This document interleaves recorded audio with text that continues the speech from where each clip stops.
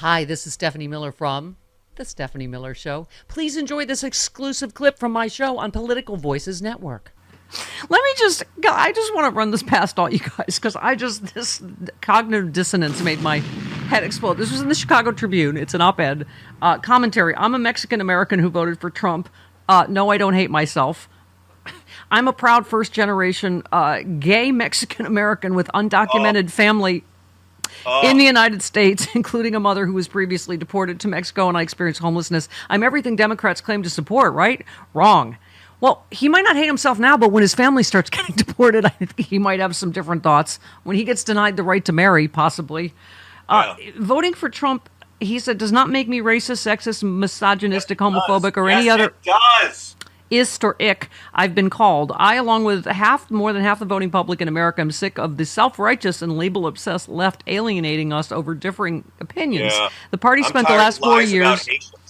I'm tired of racism. I'm tired of people playing dumb about lies about innocent migrants being illegals who are reading pets. You're racist. And if you're not racist, the racism and lies are acceptable to you. I don't know what the right word for that is. This is like the Latino, this guy from the Latino family that was interviewed, John, after it said, well, he doesn't mean our undocumented relatives. They're not criminals.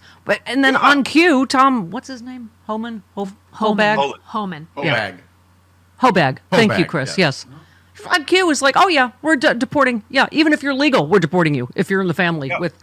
So let me just finish this. The party spent the last 4 years demonizing men and blaming us for all of society's ills, which leads us to Latinos. Democrats, we are not Latinx. We're Latinos and Latinas. Stop trying to change our language and our culture. Kamala Harris never used the word Latinx. I don't know anyone that does. I didn't hear her talk about trans people once on this damn campaign. These guys live in an information bubble. Tomasky has a great piece in the New Republic about this, and about how what we have to realize is Fox News has permeated all over this country. People have grown up on it. They believe it's real. They believe that President Trump is fighting for you, and they believe that Vice President Harris is stupid. They are groomed. And the only thing you can do with weapons-grade stupidity is resist it, try to reason with it, try to de-escalate it, and ridicule it when you have to. I don't stay in the bubble. I click on Fox News articles. I watch Fox News clips. I know what they're doing over there. So anyway, let me just finish this. Seeing my undocumented family members who've been in the U.S. for more than 20 years work, pay taxes, buy their own homes with zero benefits, then watching millions of new immigrants skip the line with government-funded help only inflamed me and the other Latinos like me. When my mother came to America as a single mother of two, she did not get any benefits. The election became personal. It's about my family. Right, until they deport them because they're not going to... You're reading to me a gay Latino who a gay Mexican Latino with undocumented immigrant family. Voted to ship his own grandma away. All right. And then just let me finish this. He said it's also rich to have Democratic leaders such as Michelle Obama, whose personal worth is tens of millions, that rich people take more than their fair share, sandwiched between billionaires Jamie Pritzker and Oprah Winfrey and Mark Cuban. Donald Trump's a billionaire. So's Elon Musk. He's literally mocking the rich people who are fighting to have their own taxes raised. Thank you. Okay? That's how amoral this little twit is. Okay, he finishes, I'm very proud, because this is where you come in, John, personal comedy Jesus. I'm very proud to be a Christian, gay, Mexican-American who voted for Trump.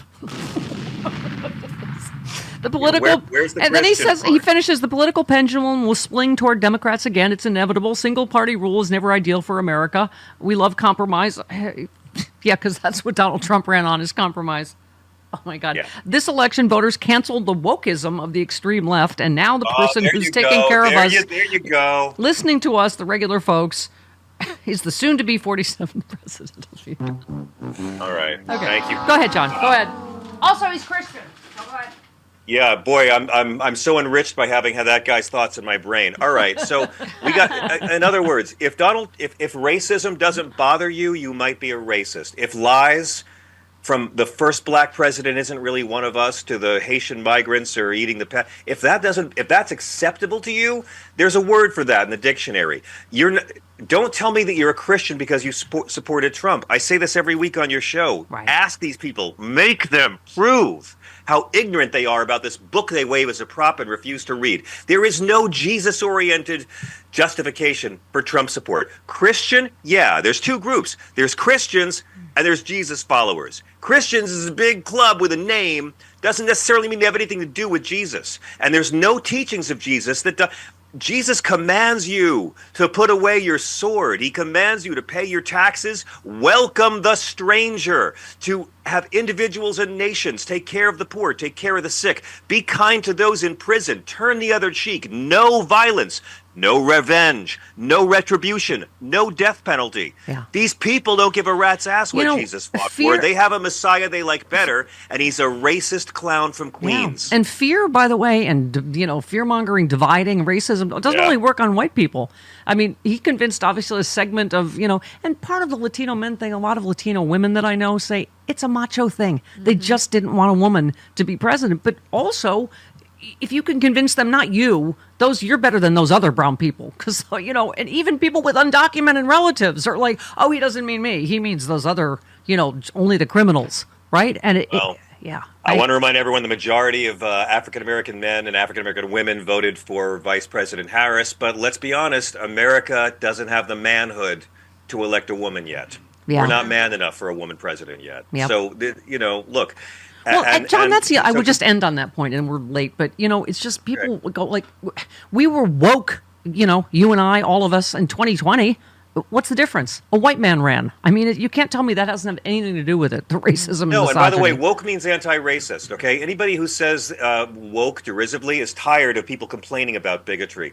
2020, we were all at home during a plague watching the news all day. This was not a Republican landslide. This was a Democratic stay-at-home drop-off and turnout. That's what this was. Yeah. And by the way, sexyliberal.com, seriously, Bob said if you could bottle last Saturday, you can. You can drink from it and be re-inspired. You guys are drunk. But you guys are so brilliant, so funny. My sexy really liberals, I'm telling you, I keep saying this. Jimmy Kimmel, who else?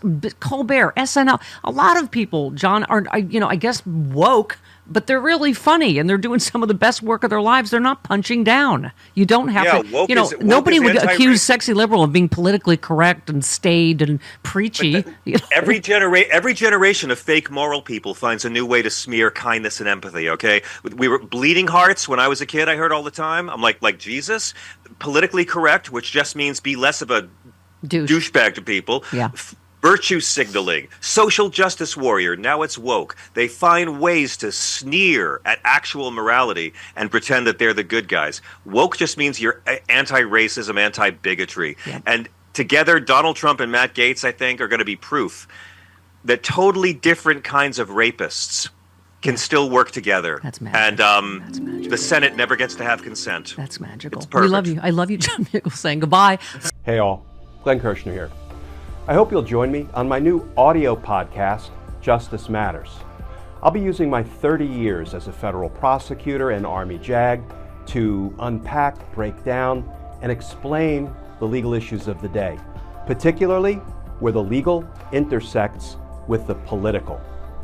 Please look for Justice Matters with Glenn Kirshner wherever you generally get your podcasts.